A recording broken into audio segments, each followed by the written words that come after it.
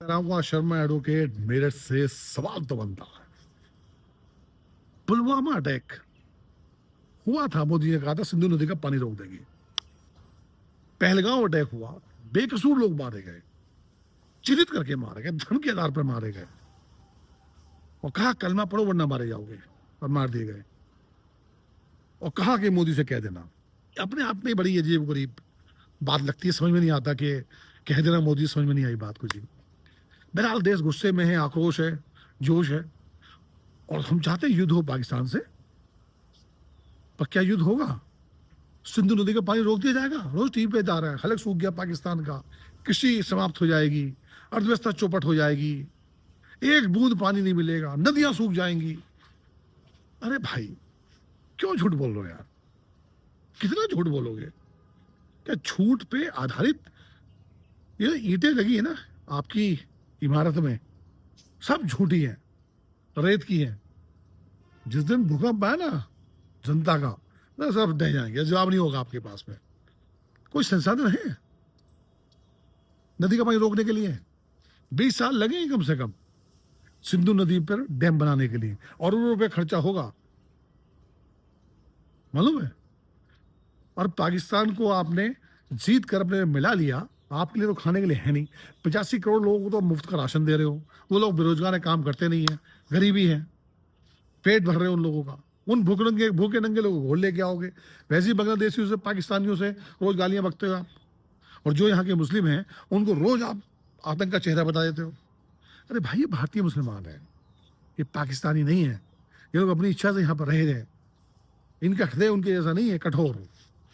होंगे कुछ एक्सट्रीमिस्ट, हिंदुओं में भी होते हैं, मुसलमानों में भी होते हैं, रोज गाली गलौज करते रहते हैं, उनका धंधा ही है, राजनीति इस पर चलती है। अब मुझे लगता है कि दोनों देशों की राजनीति जैसे एक अचानक एक एक एक जोश आ गया है। वो वहां से गाली बक रहे हैं हिंदुओं को, हिंदुस्तान को, हम यहाँ से गालियां बक रहे हैं। कुछ होगा क्या? वैसे तोप लगा दी है, मिसाइलें खड़ी कर दी हैं, यहाँ से हम फाइटर प्लेन तैयार कर रहे हैं, पानी रोकने की तैयारी कर रहे हैं। कोई इंफ्रास्ट्रक्चर नहीं है। हाइड्रोलिक सिस्टम समझना होगा नदियों का भाई, कैसे रोक पाओगे? रुक गया पानी? पहले भी रुका क्या पानी? झूठ बोलती सरकार है, सिर्फ झूठ बोलती है। बहनों भाइयों, बहनों भाइयों, बहनों भाइयों, घर में घुस के मारेंगे। यार, एक तमाशा बना दिया। प्रदर्शन हो रहे हैं, होने चाहिए, आक्रोश है, लेकिन प्रदर्शन करने के लिए आप सरकार से पूछो ना। सरकार से क्यों सवाल करते हो? आपके घर में चोरी हुई, चौकीदार रखा हुआ है आपने, आप चौकीदार से पूछोगे या पड़ोसी से पूछोगे जो आपको दुश्मन होगा या आपको विरोधी होगा कि भाई तूने चोरी करा दी? भाई, पहले तो चौकीदारी पर रखा हुआ है, जो सिक्योरिटी सिस्टम है आपका, उसको चेक करोगे ना। क्यों नहीं पूछते सरकार से? जो सिक्योरिटी थ्रेट्स थी, उन सिक्योरिटी थ्रेट्स को नजरअंदाज क्यों किया गया? क्यों झूठ बोल रहे हैं आपकी वो ट्रेवल एजेंसी, ट्रेवल एजेंट लेकर चले गए? हजारों आदमी जा रहा है पहलगांव, आपको पता ही नहीं है। ये ऐसे सुरक्षा करोगे देश की? नोटबंदी कर दी, कोविड में इंजेक्शन ठोक ठोक के लोगों को बेकार कर दिया। पता नहीं ऐसी मौतें तो हमने देखी नहीं थी। अचानक आदमी नाचते नाचते, हंसते खाते, चलते हुए गिर रहा है, मर रहा है, हार्ट अटैक हो रहे हैं। अजीब गरीब देश की स्थिति कर दी है भाई।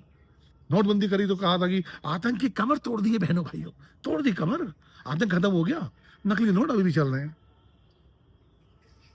कमाल है यार, ये कोई इनसे कोई सवाल नहीं करेगा, और सवाल करेंगे तो ये फिर वो कम्युनिस्ट, कांग्रेस। आपसे तो बेहतर थे भाई ये। इन्होंने कुछ तो बनाया, आईआईटी, एम्स, इसरो। आपने क्या बनाया? छूट की इमारतें। एम्स की बिल्डिंग बनाई, डॉक्टर्स नहीं है। एम्स की बुनियाद रखने के लिए ईंट रखकर आ गए, बिल्डिंग ही नहीं है। जो इंफ्रास्ट्रक्चर बना रहे हैं उसे सड़कों का बना रहे हैं, और सड़कों चलने के आप टैक्स ले रहे हैं। भाई, रोड टैक्स क्यों लेते हो? यही ले लो, टोल टैक्स। सब झूठ बोलते हैं आप लोग। किसी की डिग्री फर्जी, वो डिग्री फर्जियों पे अपना स्टे लिया हुआ, कोई बोल नहीं सकता है, सवाल नहीं करता। हाँ, एक कंपटीशन हो रहा है झूठ का, जो जितना गालियां देगा मुस्लिमों को या विपक्षियों को, वो उतना बड़ा नेता। तो सही बोलेगा, सवाल करेगा, वो देशद्रोही और हिंदू विरोधी। कमाल का मजाक है भाई। लेकिन सवाल तो बनता है, सिंधु नदी का पानी रोक दिया क्या? ये टीवी चैनल दिखा रहे हैं। सवाल तो बनता है। नमस्कार, मैं रामकुमार शर्मा एडवोकेट।